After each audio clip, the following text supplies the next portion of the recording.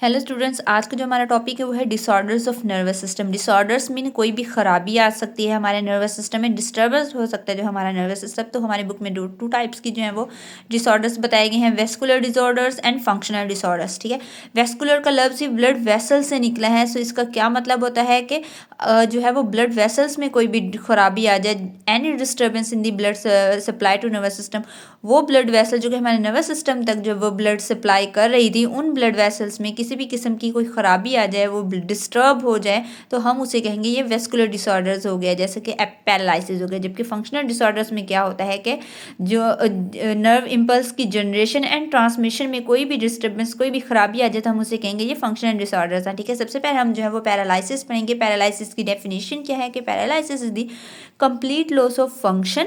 ठीक है, इसमें क्या हो जाता है कि बिल्कुल ही फंक्शन खत्म हो जाता है, कंप्लीट खत्म हो जाता है बाय वन और मोर मसल ग्रुप, एक से ज़्यादा मसल्स के ग्रुप का बिल्कुल ही उनका फंक्शन कंप्लीट लॉस हो जाता है। और आप कहेंगे ये तो एक मस्कुलर डिसऑर्डर से होगा, नहीं।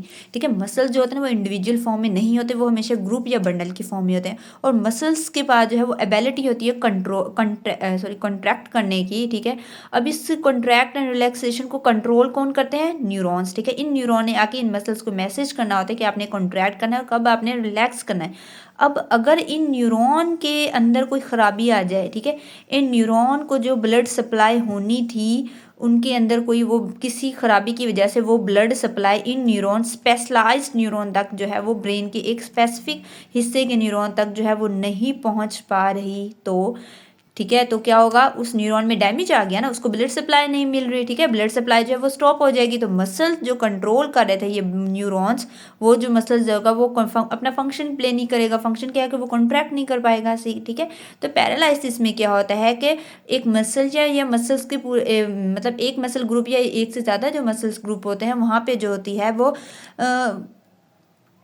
उनकी जो है वो कॉन्ट्रैक्ट नहीं हो पाता, क्योंकि उनको ब्लड सप्लाई नहीं मिल रही होती है। ठीक है, अब इसकी काजेस क्या है? It is most often caused by damage to the central nervous system. Central nervous system में हमारा ब्रेन एंड स्पाइनल कॉर्ड आ गया थे।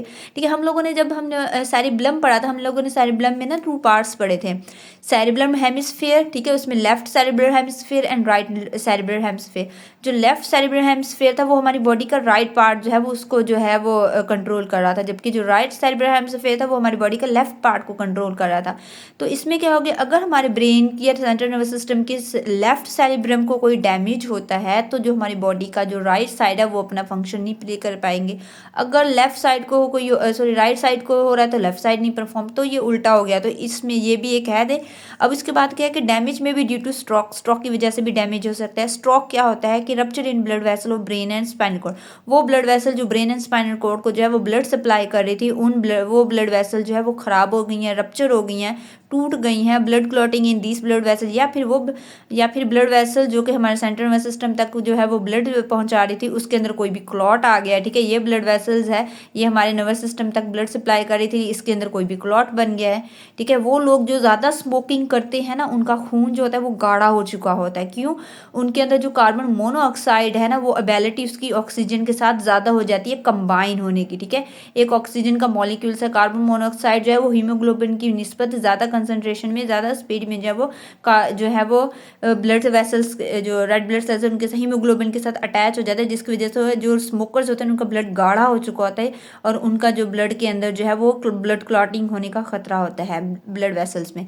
इसकी वजह से poison produced by polio virus. ठीक है, जो पोलियो वायरस होता है ये हमारी बॉडी में जाके एक जहर खारिज करता है, उस जहर की वजह से भी जो है वो हमारी बॉडी जो है वो पैरालाइज हो सकती है। अब सिम्टम या फिर हम कह दें कि अलामात इसमें क्या होती है कि वो पेशेंट जो होता है या फिर वो throughout his and her weak paralysis throughout his and her body. ठीक है, कंप्लीटली उसकी जो बॉडी है तो वो पैरालाइज हो चुकी होती है।